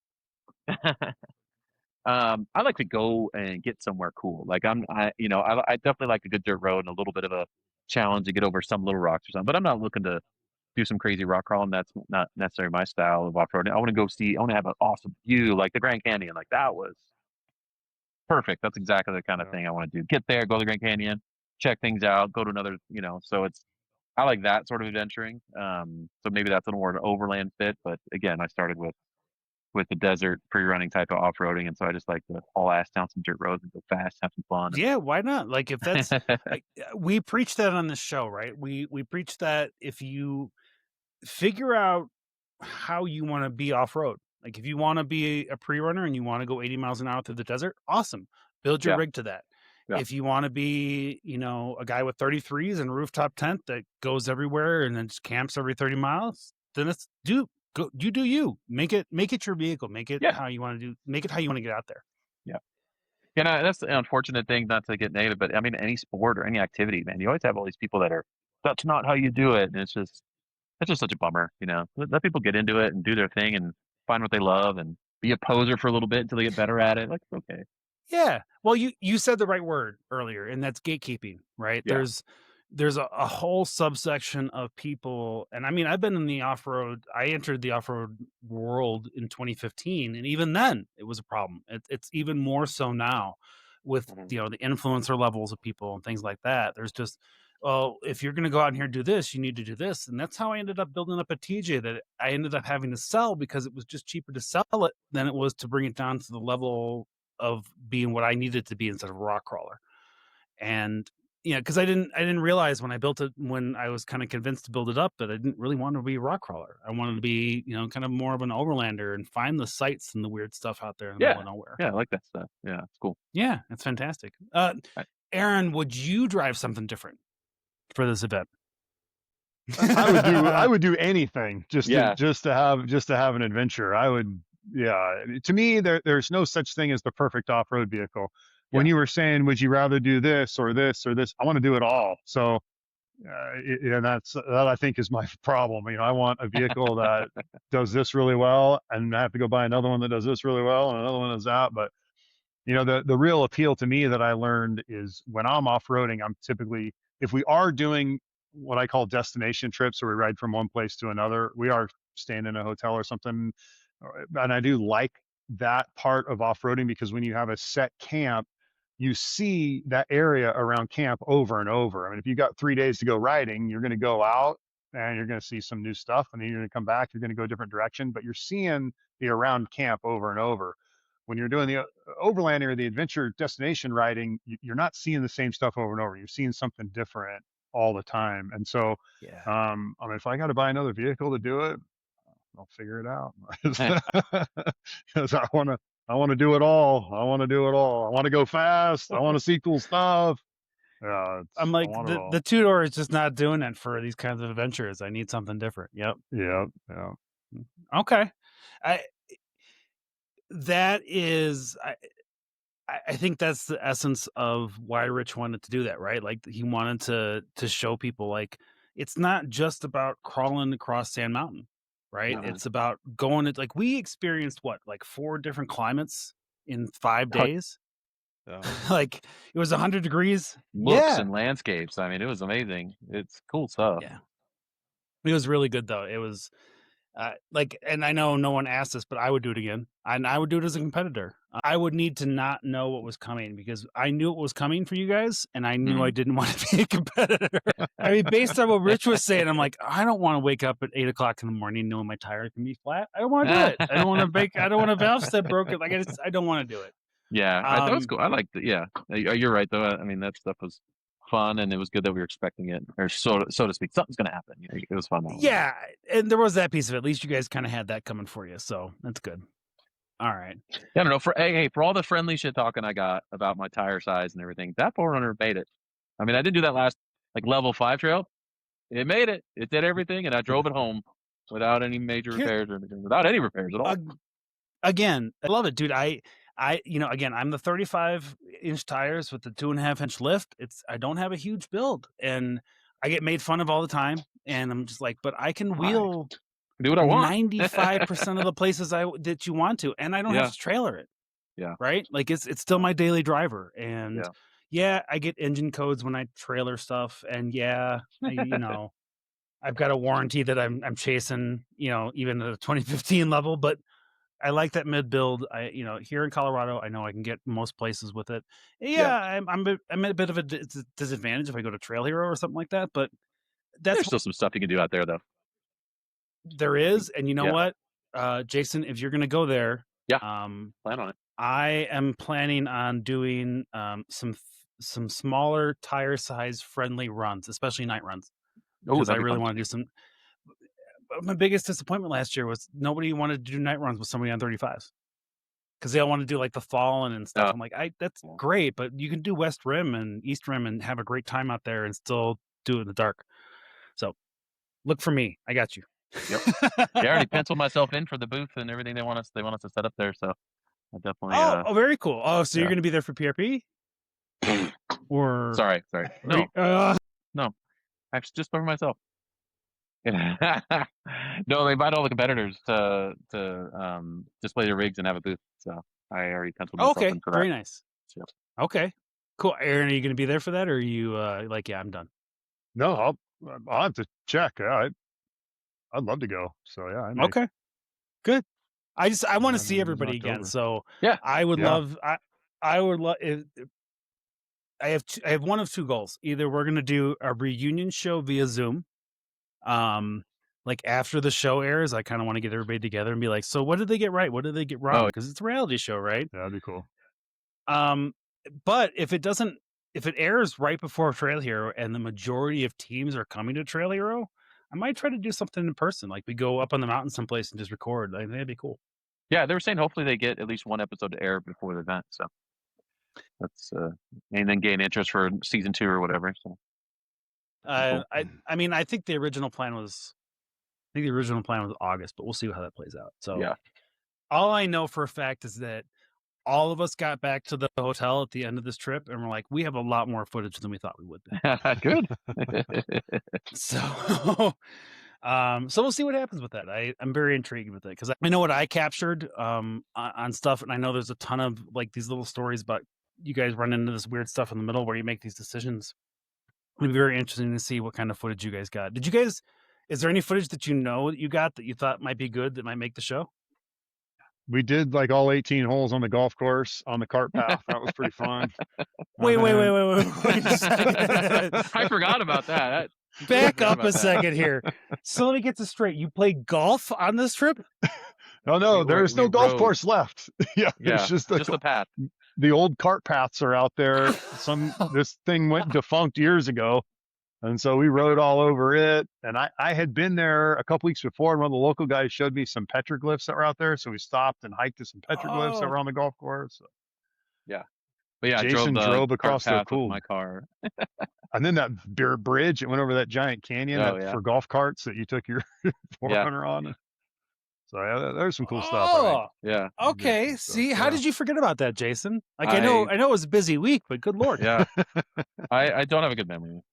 That's why I did that big video of everything. Well, then that's what we can't. I don't think we can wheel together because I don't have a good memory either. That means we're gonna get lost. Okay. That way. I have a good sense of direction. I delivered pizzas Do for like you, 3-4 though? years, and I know it's almost got like the back of my hand, but Yeah, I don't believe you for 1 minute. I think Aaron was your rock here, keeping you straight through the whole thing.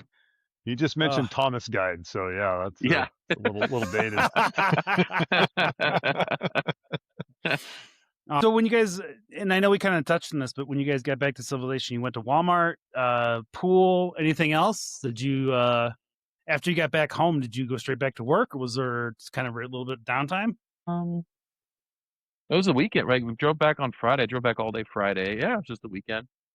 Okay. And then I worked this from my beautiful basement office here, so just went right back to work after that. I got home late Friday night, unloaded the tent and stuff out of my truck, and then Saturday morning, my buddy calls, like a longtime friend. We rarely hang out, and he goes, "Hey, I got a beach camping spot down in San Alejo. You want to go?" I said, "I do not." I told myself I would never sleep in that freaking tent ever again, but yeah, sure, let's go. I loaded all that crap right back up in the Bronco and ended up beach camping Saturday night. Yeah. When did you make this promise to yourself, Aaron? At the end of Trail Hero Expeditions? Yeah, that was whatever whenever we left that sandy hill, I said, "Oh, I should probably just burn this freaking tent." That's hilarious. Wow. And Sand Mountain was like the easiest place to camp too. Like yeah, it was the most comfortable. Softest. Yeah, exactly. Yeah, it was the most comfortable for sure. So Jason, real quick, I want to get back to this because we skipped over at the start here, though. The team name was born from the company, right? Team number 2. Yep. And the reason why it stood out to me was because of the website that was listed on the back of the vehicle, which was who does number 2 work for? And I really hope that I can get the permission and the ability to slide that video clip in here. Yeah. Because I sent that picture to my wife, and I'm like, without context, I just sent a picture. I'm like, here is this vehicle, and here is the website. You do marketing then? Yes, sir. Yep.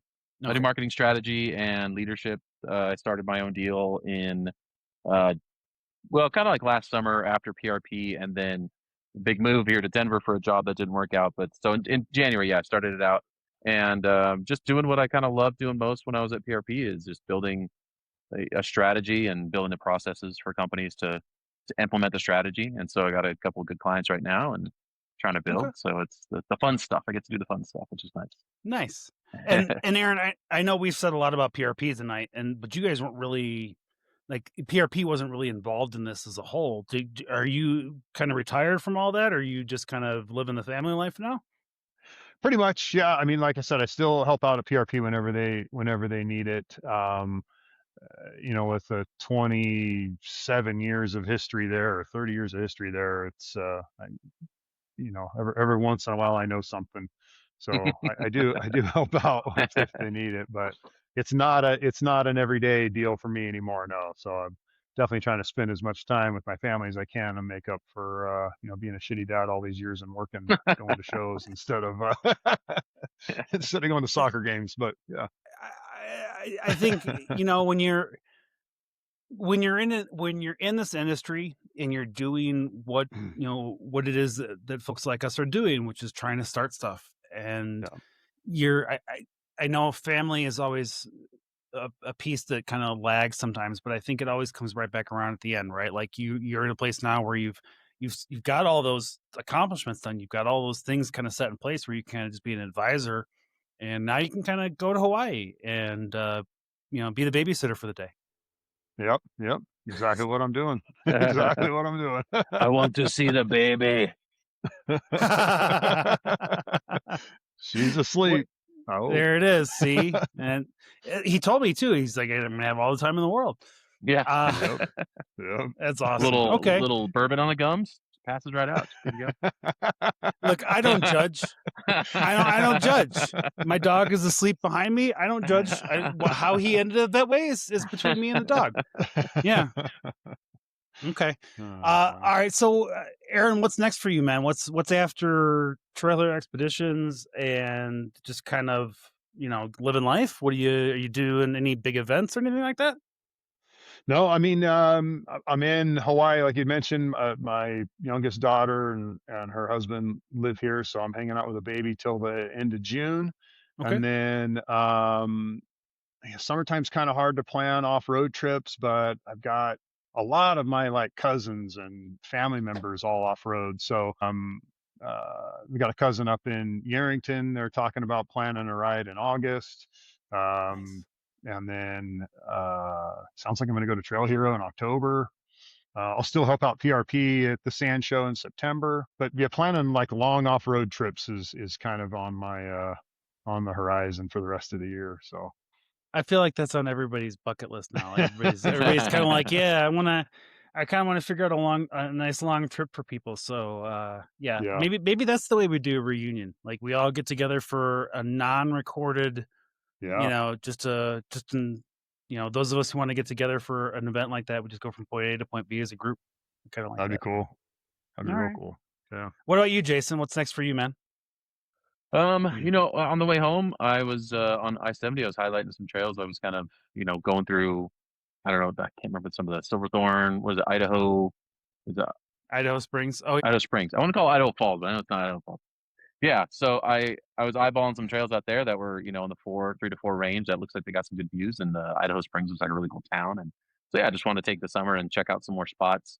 okay. And then yeah, I plan on getting out there for Trail Hero, looking into maybe throwing my card around at SEMA, trying to get some business, that kind of stuff, build the business. So I'm just really focused on the business right now and trying to do some cool stuff with that. And that's why I got the graphics on the forerunner for the show. That was my own Ricky Bobby style sponsorship.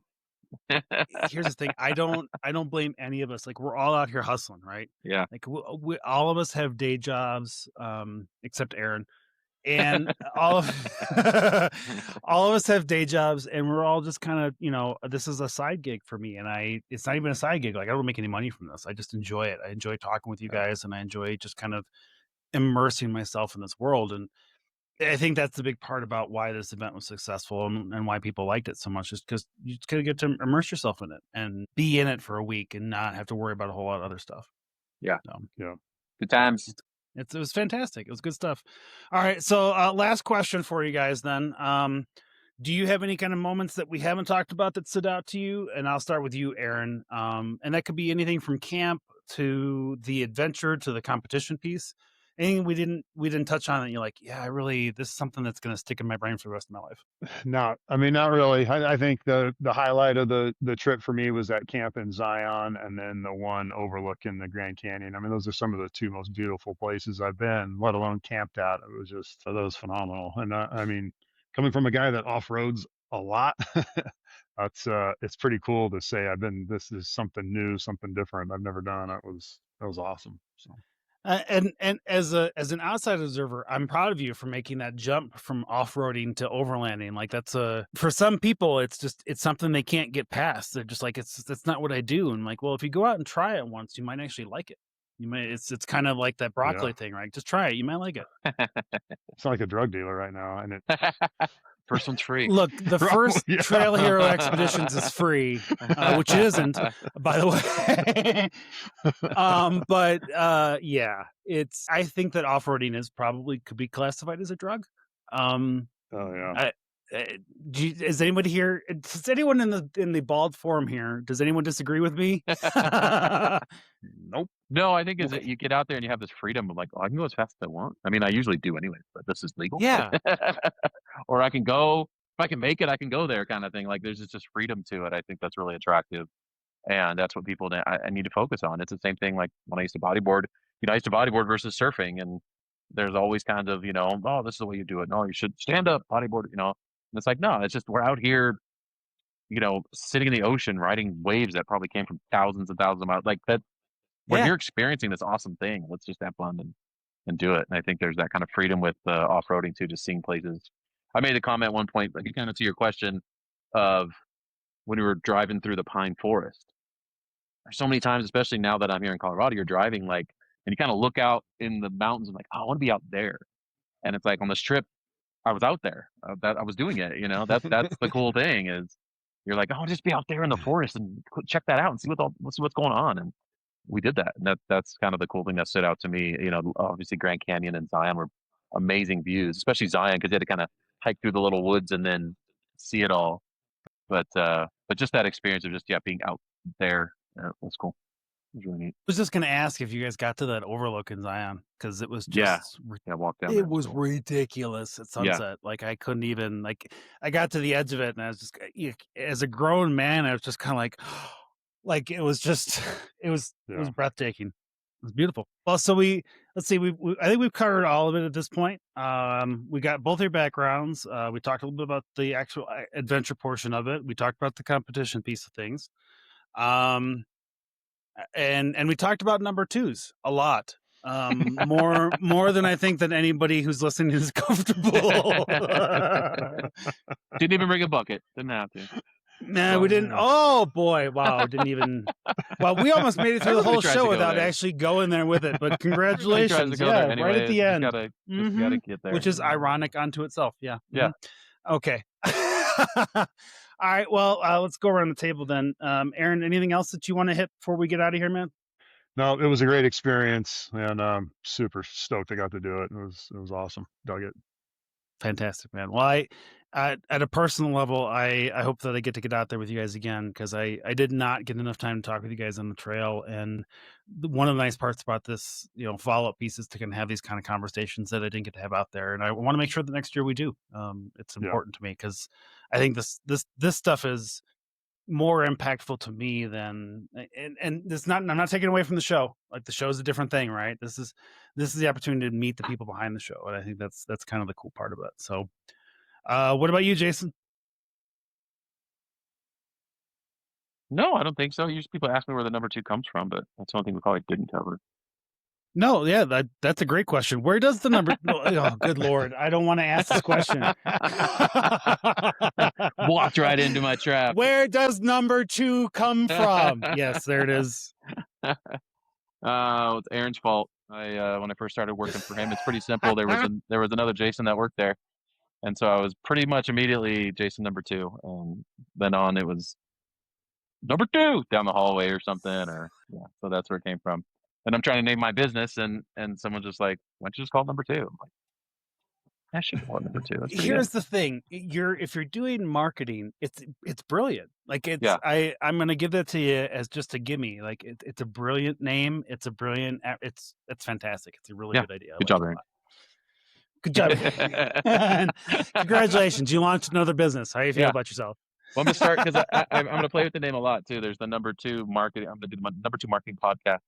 So it's like, number two, like number one. See, there you go. I'm gonna do a lot of stupid stuff like that just to try to get people. Aaron, I believe all of this is him admitting that he owes you at least a cut. Oh yeah. Just so you know, This is all recorded now. I hate to tell you this. Yeah. Awesome. All right. Well, I do feel like I've taken up of your guys' time. And but I will say this: I really enjoyed meeting you guys out on the trail. Like I said, the funnest night I had was kind of sitting around the campfire and talking to everybody at Sand Hollow. And I'm glad we had the chance to sit down and chat now. You guys Yeah. are welcome. Anytime we have a live show twice a month, I'll send you all the information. I tell everybody else, but I'm going to send all the information out as soon as I get done with those interviews. And you guys are welcome to join anytime. We sit around, we have a couple drinks if you drink, and we'll talk about news and whatever else is going on. And you don't have to be as formal. You don't even have to say, you're here with number 2. You could just say, I'm Jason. Yeah, heck or yeah. I'm Aaron, and I'm just here to have a fun conversation on a Monday or Wednesday or Friday night. So Yeah. Awesome, guys. Well, thank you very much. I really appreciate you guys stepping by here. We'll have you back anytime you guys want to talk about it. Like I said, we'll talk about a reunion show here coming up shortly. It's really good stuff though. And Cool. all of this, Jason, I'm getting you out of here on time for your poker game. You like that? I got like a minutes 15-minute drive, so I'm gonna get there right on time. There you go. It'll be perfect. Look at that. Look at this perfectness. That's awesome. All right. Well, thank you guys very much. And thank you all for riding along with us this week and letting us be part of your off-road adventures. Safe travels on and off the road. And as always, stay the trail. We'll see you guys next time at the Trailhead. Have a good night, everybody. This is where trails start and our stories unfold.